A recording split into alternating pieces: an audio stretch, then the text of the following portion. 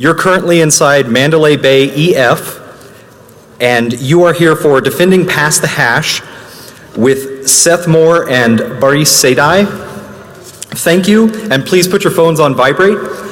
Nobody's ringtone is cool. Thanks, guys. Go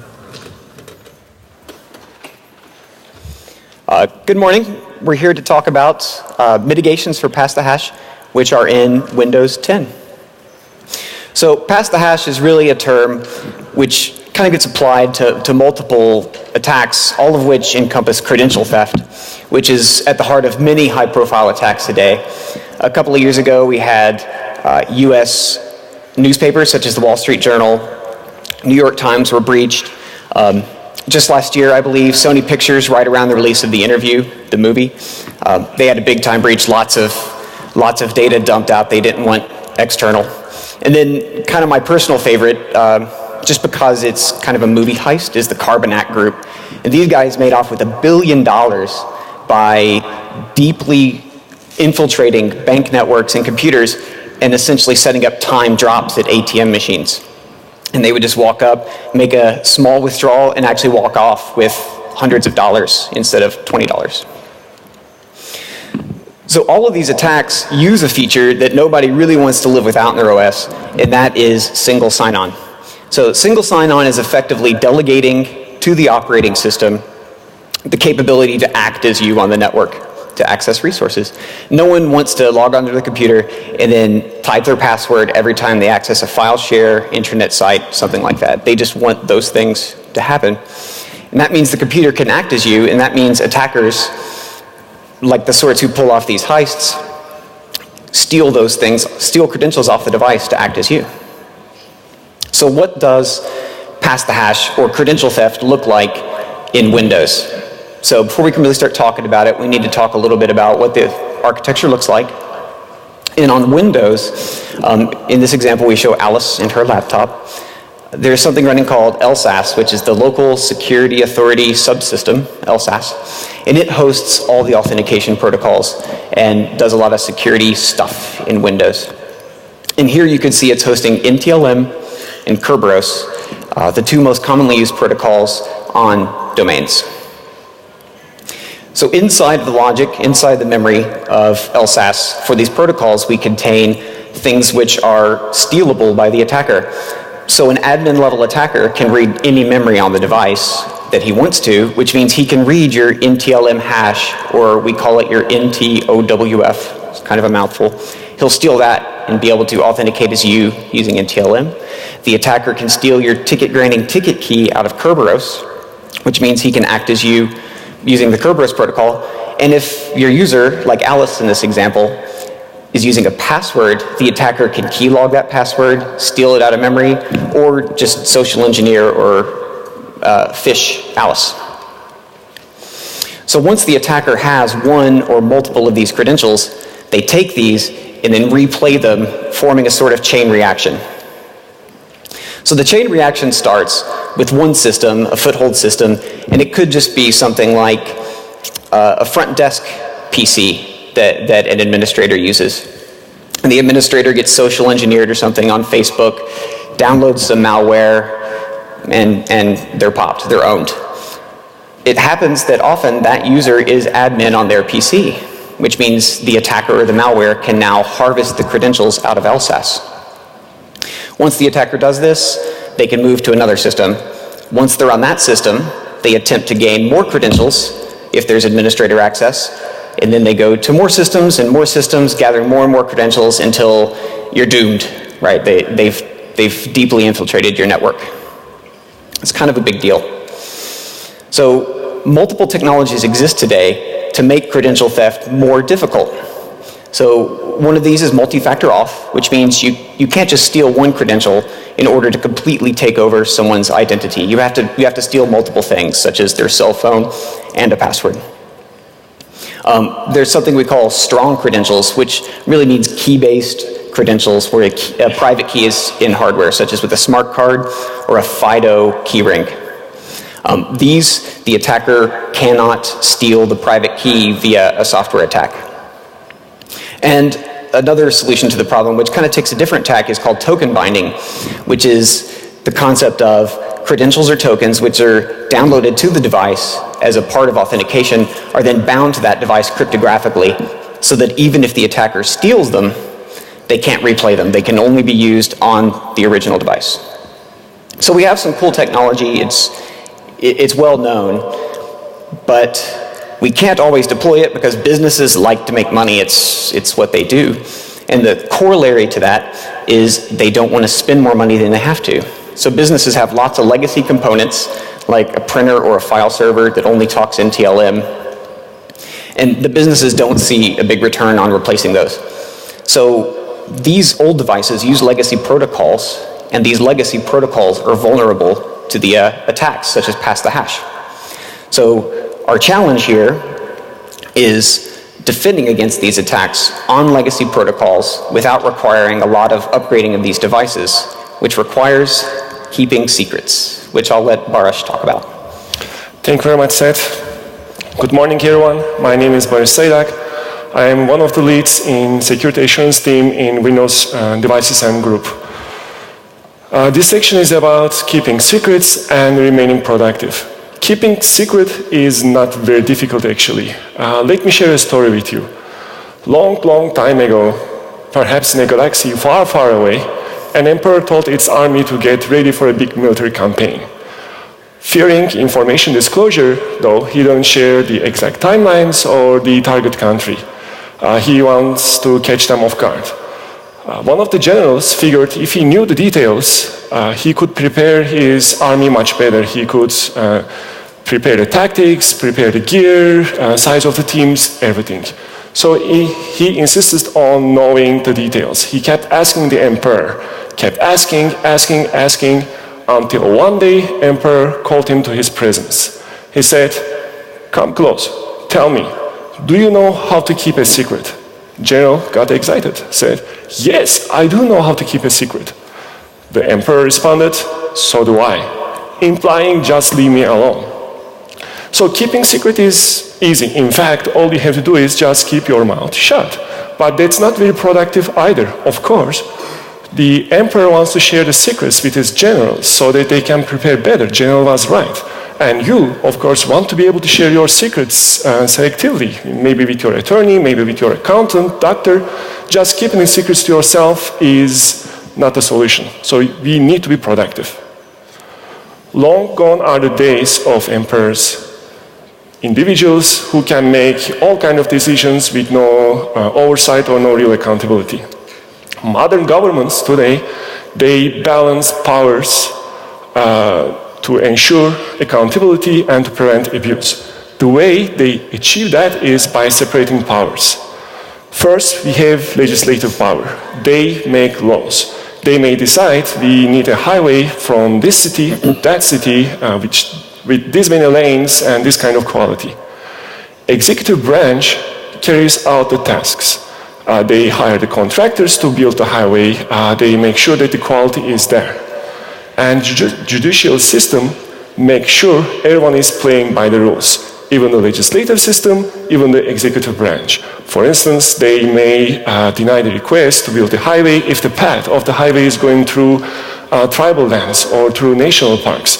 Or they may punish the executive branch if they are not awarding the contracts fairly. It is reasonable to think of a modern operating system as a modern government.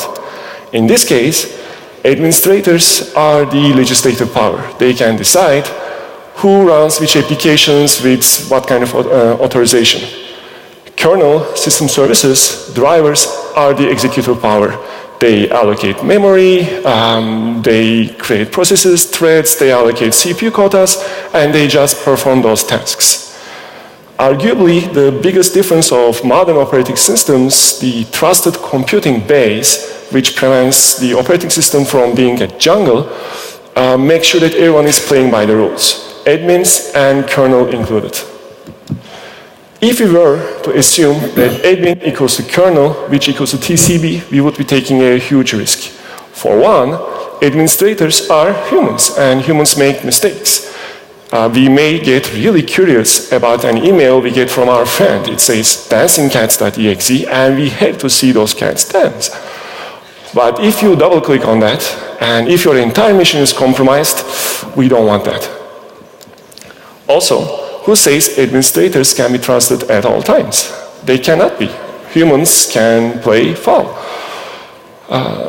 Think of the gaming scenarios, anti-cheating point of view, or software licensing point of view. Or think of multi-tenant scenarios. Who says this administrator is the only administrator on the system? That may not be the case. There may be other administrators with certain security expectations. And who says this system is the only system on this hardware? There may be virtual machines with certain security expectations. So admins being equal to TCP is no-go. Kernel, on the other hand, one may argue, is just software, and like humans, they don't make mistakes.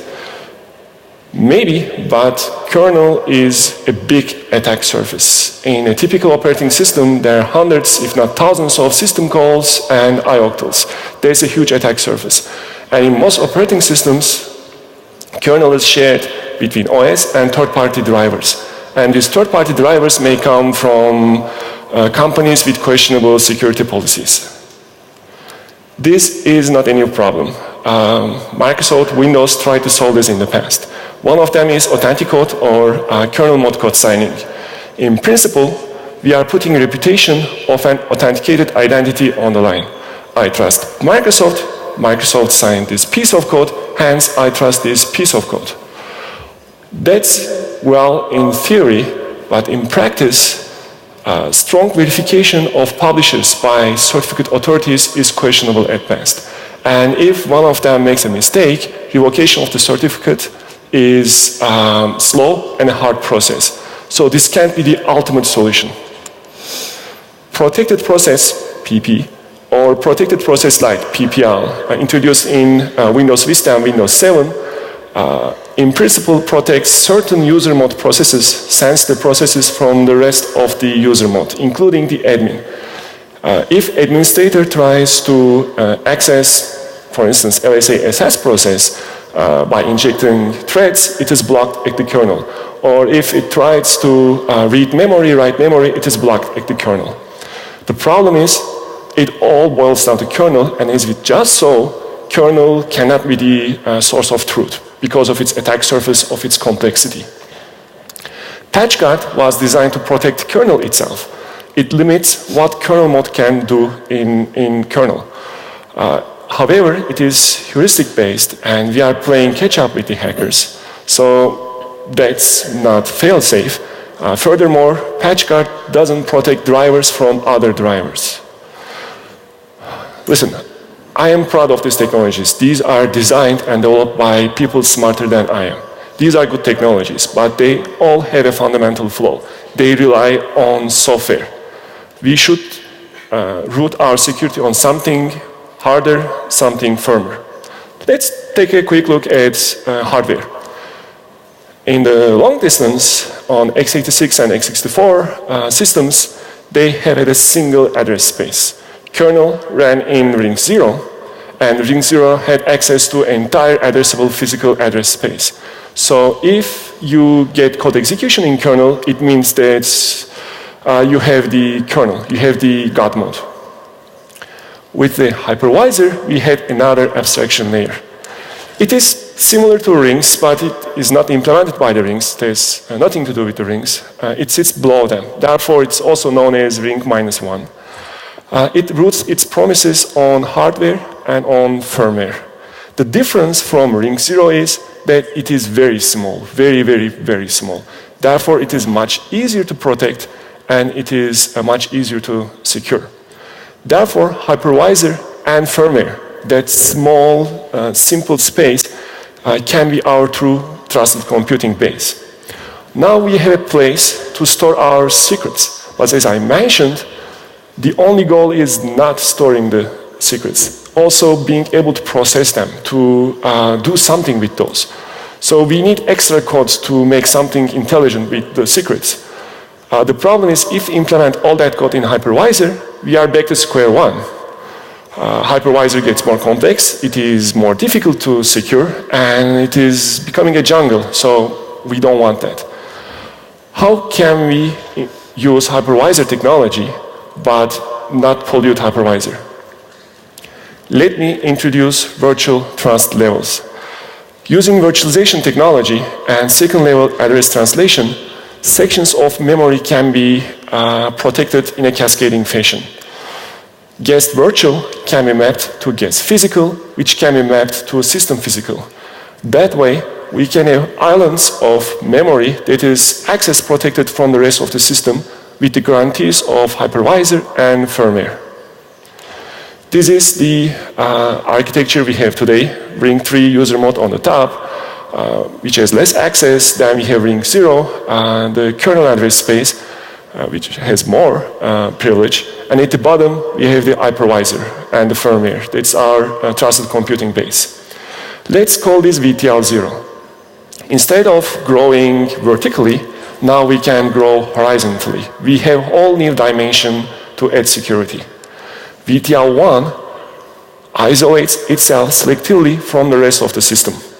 By default, the rest of the system, including the Ring 0, cannot access VTL 1. But VTL 1 selectively may decide to share code or to share data pages with VTL 0. And the beauty of that is, in the future, this can be extended. I'm not confirming or denying we will be doing that, but the flexibility is there. I'm just loving this architecture. Let's take a bit deeper look. This is our normal world today. We have threads running in processes, making calls in the kernel for executive branch support, and we have hypervisor keeping everyone in line. With VTL 1, now we have a parallel of that. We have secure user mode and secure kernel mode,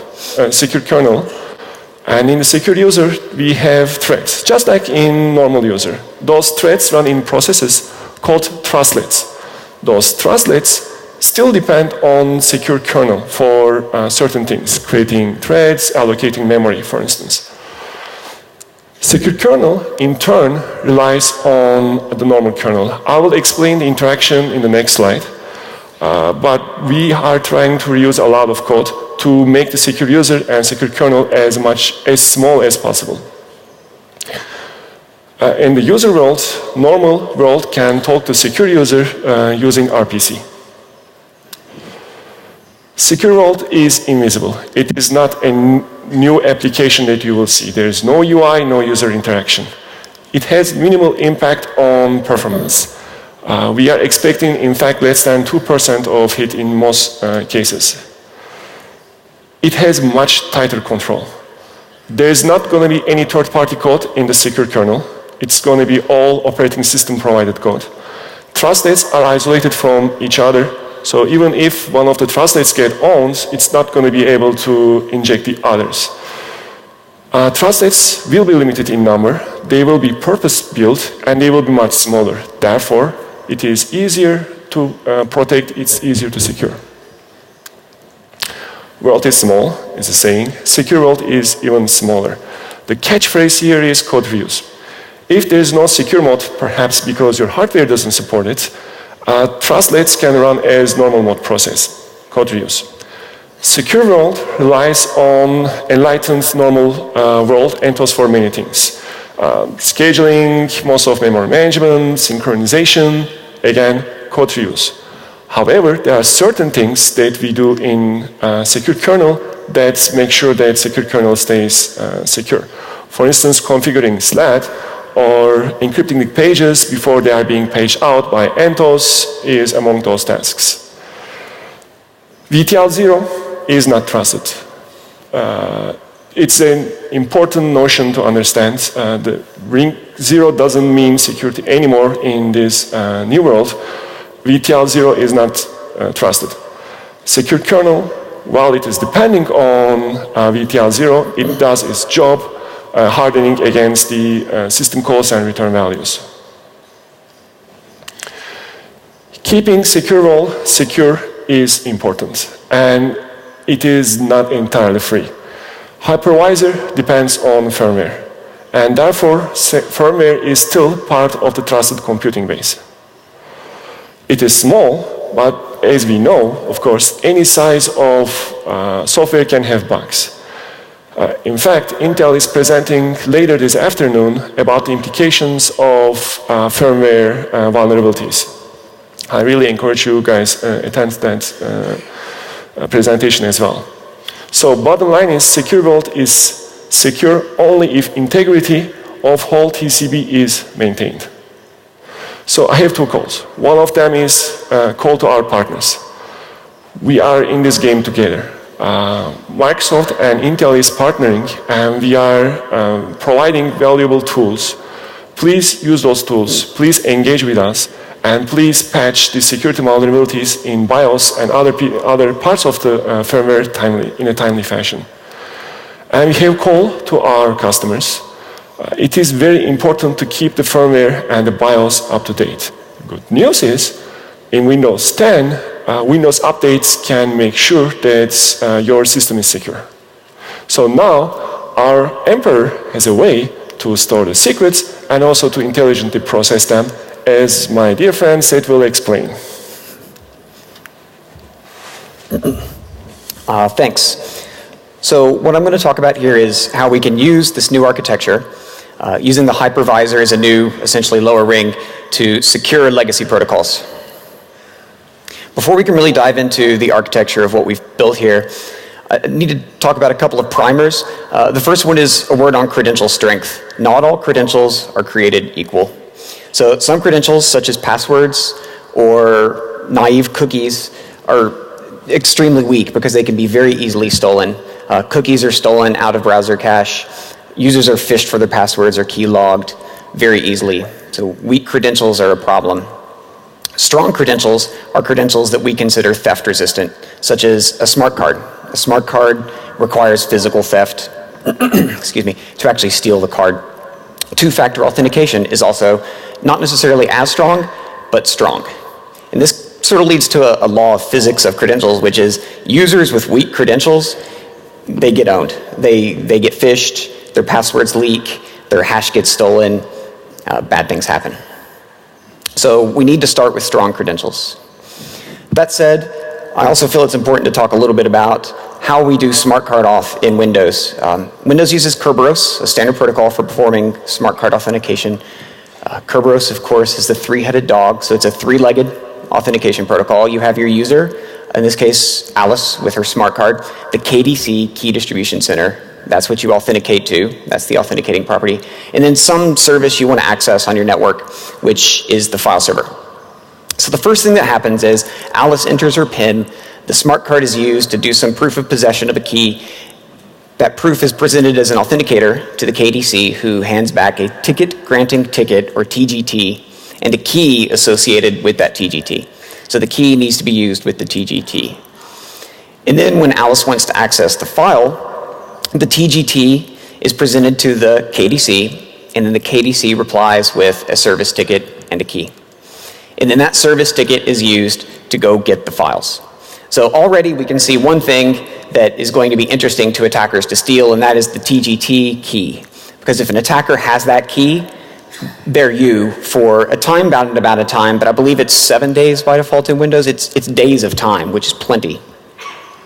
But there's more interesting stuff to steal. Whenever you get a service ticket in Windows, your NTOWF, or your NTLM authentication hash, that is returned as well. And that was done years ago, I believe in Windows 2000, to support backwards compatibility with NTLM shares, because nobody even then could give up their NTLM. So now we've talked about two things in this diagram that are vulnerable to theft. So how do we protect those things? Well, this is sort of a zoomed-in version of the architecture Baris was talking about earlier, where we have the attacker. You can see that he is unable to access memory in IUM, or secure world, and normal world, he's got free reign. We're assuming he's an administrator. And it's also important to note that all devices are in normal world. There's no device IO in the secure world, and everything there sits on top of the hypervisor. So in the new world, things look similar to the old world. LSASS continues to run. It continues to be vulnerable. It runs inside of normal world. and the vast majority of protocol logic is inside of LSASS, so byte buffer manipulation, things like that. What is new is Credential Guard, or CredGuard for short. It's a new process that runs inside of the secure environment. It's very, very small, and it contains protocol support logic. So anything the protocol needs to do with a secret, such as your NTOWF or a Kerberos key, that always happens inside of Credential Guard. That secret is never in LSASS. And then LSASS uses the protocol support logic with RPC. All the secrets are only ever in the clear in CredGuard. They may exist in an encrypted format in normal world. So we're assuming the attacker can steal the encrypted ones. It's strong encryption, 256-bit AES. Those secrets may be passed back into Credential Guard and used where they're in a decrypted form. The attacker here cannot access them. So let's zoom in just a little bit more and look at the specific artifacts we want to protect. So in the old world, pre-Windows 10, all these artifacts just sat in memory waiting for someone to run Mimikatz or something and slurp them out. In the new world, they only ever exist in the clear in Credential Guard, and they're protected from sniffing. So that's a pretty good first start, but it's not quite enough to really mitigate attacks. As noted earlier on the prior slide, devices are accessible in normal world. This includes your USB bus, which means if you're using, for example, a smart card, an attacker can sniff your smart card pin, keylog it, and then use that smart card to start the entire authentication process, go get a TGT, service ticket, and they can play the whole game. So you're still owned at this point. So we need something to prevent this avenue of attack.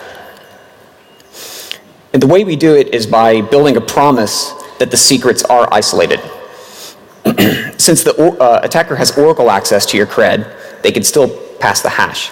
So we need to guarantee the isolation is actually happening, that it's not an attacker using your smart card. And so the solution here is actually an existing IETF standard, RFC 6113. It's astoundingly good bedtime reading if you can't get to sleep. It's an existing standard.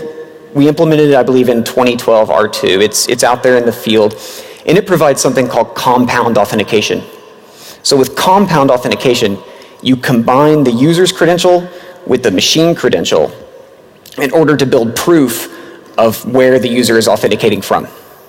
And so with this proof, we can build the promise that the artifacts that are returned to the client from the KDC remain hidden. So the first thing we need to do to leverage compound authentication is start with strong machine credentials. So machines in an Active Directory domain have credentials just like a user. They sign on to the domain. Prior to 2012 R2, the only credential a machine could use was a password. It was a high entropy, strong password. It was not dictionary attackable, but it was still stored on the device. It could be slurped out of RAM. It could be gathered off the hard disk. Not very strong.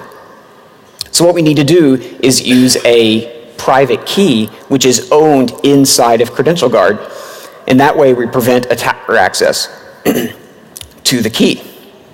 So by combining this stronger machine authentication with a strong credential with compounding, which is provided by Kerberos Fast, and 2012 R2, that level of functionality, we can apply what we call an authentication policy, which dictates which systems a user is actually allowed to authenticate from. So let's talk a little bit more about exactly how this compound authentication works. So first we start with the machine ID key.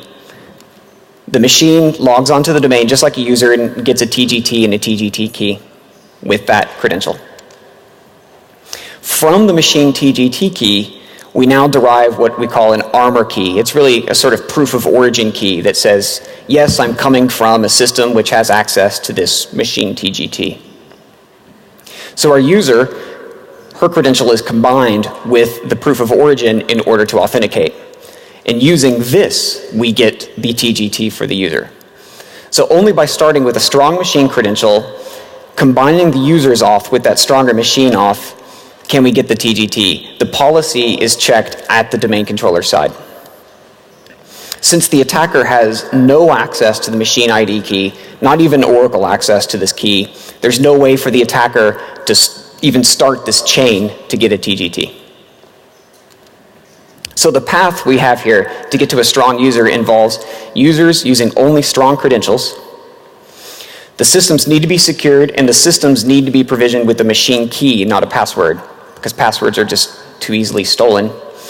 And then authentication policies need to be set up on the domain controller, because that is where we really do the gatekeeping and prevent these stealable artifacts, these passable hashes and keys, from being returned to the device. So the first question almost everybody asks is, well, I'm just going to turn it off. It's on the client, right? This credential guard thing. So what makes it a little more than just client trickery? So let's just walk through it really quickly. So an attacker has taken over Alice's laptop, now has admin, and has found a way to disable credential guard protections. That's bad news, right? But if you notice, the machine identity key also goes away when credential guard goes away, because the only thing that can use that key is credential guard. So now, when Alice's credentials are used to request a TGT from the domain controller is going to check the policy, see that there is no proof of origin, there's no armor on that request, and say, nope, no way, I'm not going to give you what you want. So that said, we have a demo. So what we have here is, we have a domain and a couple of clients all running here. And so Alice is a user on this domain with a smart card, and we need to set Alice's password. So, anybody have a password idea?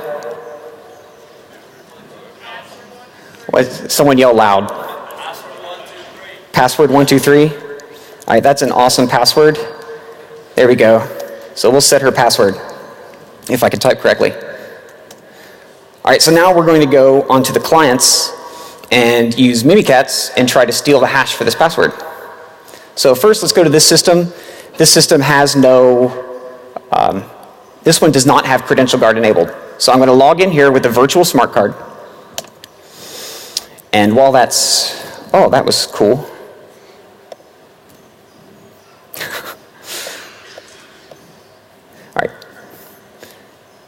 And then I've got a second system here with credential guard on, because I like T-Rexes better.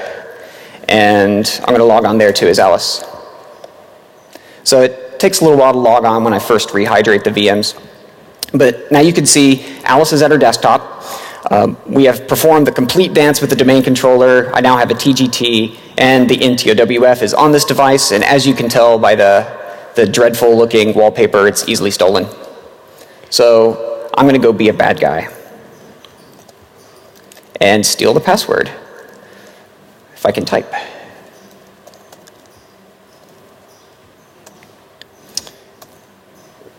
So the first thing we need to do is see what Alice's hash looks like.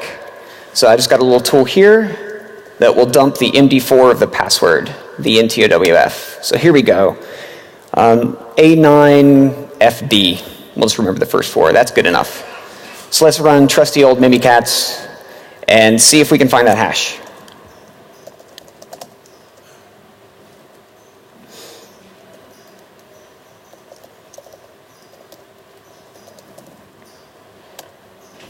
Oh man, all kinds of good stuff stumping out here. So let's see, it should be at the top. Oh wow.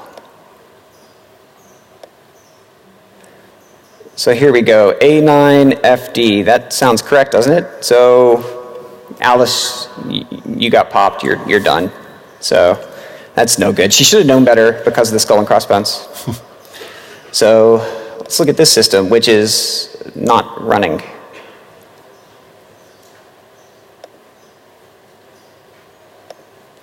So I should make it be known that Credential Guard currently is not actually supported in the RTM build, in the initial build of Windows on VMs. We have some private bits here to make things work. So let's log in over here. Let's be Alice again, except this time we're on the secure system. And so let's go run Mimikatz, and we'll see what it dumps out of LSA memory.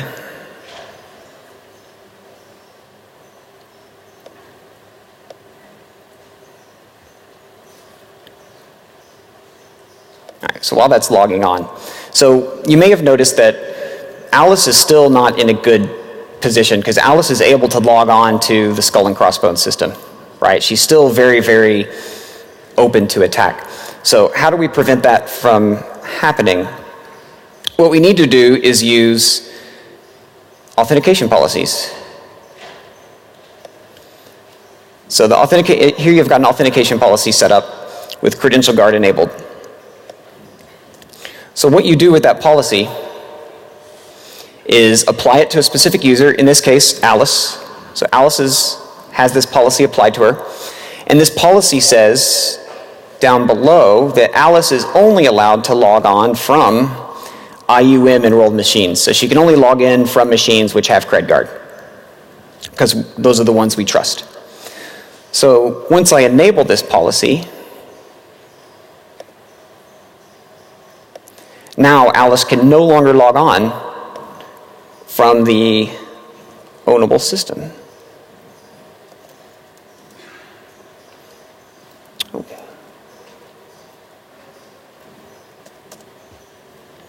So while that's happening, let's go back over here. This is the awesome system. It's happy. Look at that. And it has Credential Guard running. So we can tell Credential Guard is running because it actually shows up right here in Task Manager.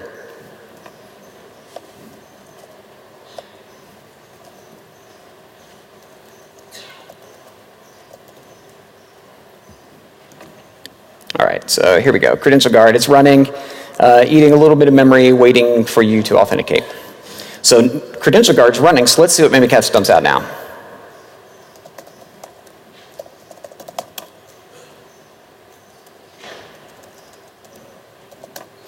So let's dump out the logon passwords. Good old secure ULSA. And once again, a bunch more stuff dumped out. But now you can see we're running just a build off of the head of Mimikatz's GitHub from a few days ago. You can see that Mimikatz now recognizes that, gosh, this is an encrypted hash. Oh, cool, you can see Windows is unhappy because I'm running Mimikatz. I'm going to ignore that toast like I ignore most of them and say, hey, look, there's no hash here, but Mimikatz recognizes that there's something encrypted here that is very resistant to attack. So now I've applied that policy now so we can go back to the first system. So if I can't log off Mimikatz. So now, if Alice tries to log on to a system that she is not actually authorized to log on from, let's see what happens. Oh no, I can't zoom this. Hopefully you can see it. It says your account is configured to prevent you from using this computer. That's what we want. This computer is vulnerable to attack. We want to block Alice from using this computer. And so what has happened is the domain controller has actually not sent any passable hash to this device, and it hasn't sent any Kerberos keys that can be stolen to this device. At most, what the attacker has is my PIN, which is 1234, the best PIN ever, and access to using that smart card on this device, but it's not really usable to log on from this device.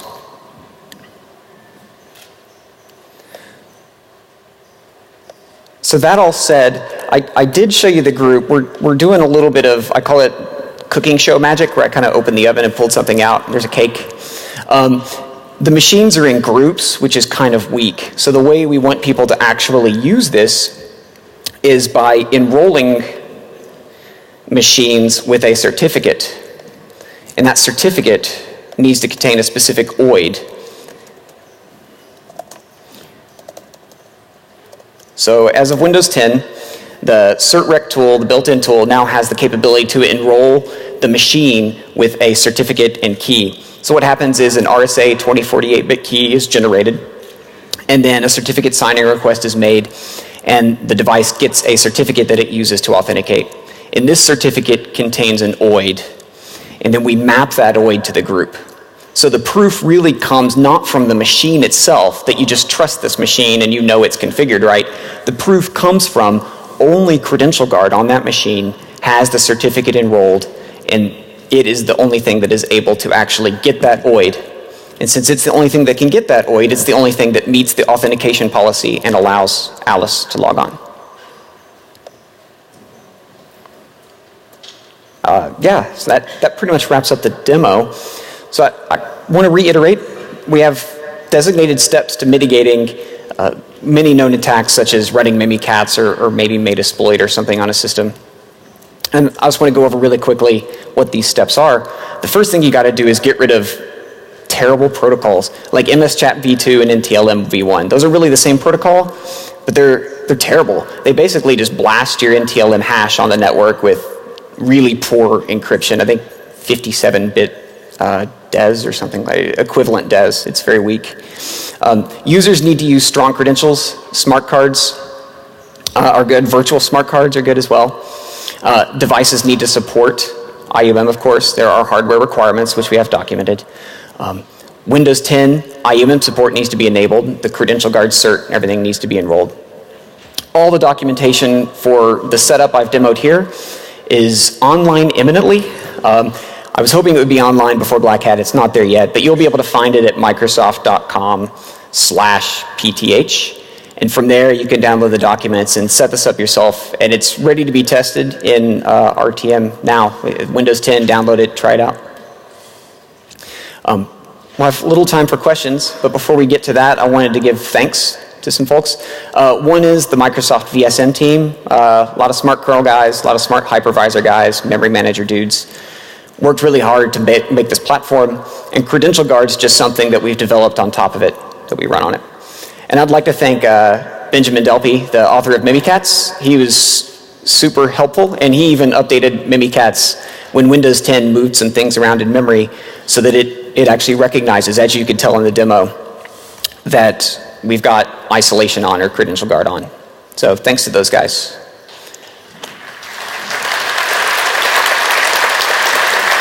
Thank you. Yeah, we've got, I think, 7 minutes for questions. Do we have a mic or something, or people just shout? So you talked about runtime isolation. How do you ensure that the machine cert can't be extracted offline? Is there some sort of attestation you're using TPM? Yes, if you have a TPM, the guidance is you really need a TPM, and if you've got it, the root encryption key for secrets, for trustlets, is bound inside of the TPM. Do you want to repeat the question? I'm sorry? Repeat the question. Oh, I'm sorry if you guys didn't hear that. He was asking, how do we prevent someone from just stealing the secrets, such as the machine key off the device? And if you have a TPM, we will use TPM to bind to the device. I understand that the actual keys on TPM are on the actual disk and not on the actual hardware. How do you protect the keys even though they're on the hardware? Okay, so he's asking, he says he understands that the keys themselves for TPM are actually stored on the disk and not in the TPM. My TPM foo is not super strong. I think you're right. But what's on the disk itself is actually encrypted. So you have to import the keys off the disk into the TPM, and you get a handle to that key, and then that's what you use. So even if you steal the long-term storage of the keys for the TPM keys off the disk, they're encrypted. Is that? Yeah. Is CredGuard in all builds of Windows 10 or just Enterprise? It is SKU limited. It's not in all builds. Oh, he asked, is CredGuard in every build of Windows? It's on enterprise builds and education builds. I know, and I believe all server builds. The documentation, trust it when it's on the website more than me. Yeah, don't throw rocks at me if I get that wrong. Will there be additional support for virtualization so that this can be used on servers that are in a virtual environment? The question is if there's going to be any support for server scenarios. Yes, there's going to be. It is planned. That's for VSM. Currently for Credential Guard, it's primarily a client-focused mitigation. Does the domain need to be updated in any way to support the new pieces? So that's an awesome question. He asked if the domain needs to be updated. We do rely on features in 2012 R2. So yes, you do need to be new, and that's newer than what many customers are, unfortunately. It does not have to be Windows 10 though. What's the plan for releasing the private bits for the Hyper-V that lets you run DSM trustless inside VMs? I'm sorry, I didn't quite get the Yeah. question. What's the plan for releasing the Hyper-V bits that allow you to run FredGuard inside of the VM as well? That's not possible. Yeah, the question is, what is the plan for releasing the Hyper-V version that lets us run CredGuard in a supported fashion and not like the little hack we were doing here? It's going to be a server release.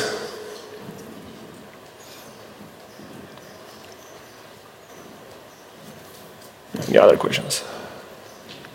You have to implement Microsoft CA to use this? Oh, the question is, do you have to implement the Microsoft CA? That is a good question. I don't know. We rely on certificate templates, which is a Microsoftism as far as I understand, but I'm not sure. If you want to catch me later, I can follow up and find out for you.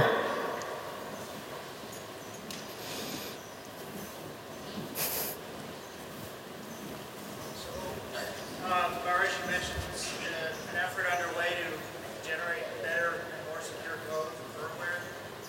Yes. What kind of confidence can we have that that's actually going to have the level of assurance that you need as a trusted computer base? The question is, since all this depends on hardware and firmware, and since firmware is basically software, how much assurance we can get from this entire system? That's a good question. I have two responses to that. One of them is, by design, firmware is much smaller, and therefore it is easier to protect, easier to secure. The attack surface is incomparably smaller than anything else. But the true answer is, at the end of the day, it will have vulnerabilities, and the ecosystem must do its job to make sure that they are doing proper testing, proper security assurance before releasing. And after the release, they should keep maintaining firmwares. And our customers must install the updates as soon as possible. Again, the good news is in Windows 10, Windows Update will keep you secure automatically. I think we have time for maybe one or two more questions, if anybody has some. Yeah, way back. Will the VM support require Hyper-V or work on VMware? The question is, will it work on VMware or does it require Hyper-V? I don't think so. I don't know. Hyper-V is Okay. required. And wherever support in the future, we don't work with them. So yeah, I'm sure it requires our hypervisor, Microsoft hypervisor. Anybody else? Or? All right, well, thanks. Thanks for coming in today and listening to us. Thank you, everyone. Thank you very much.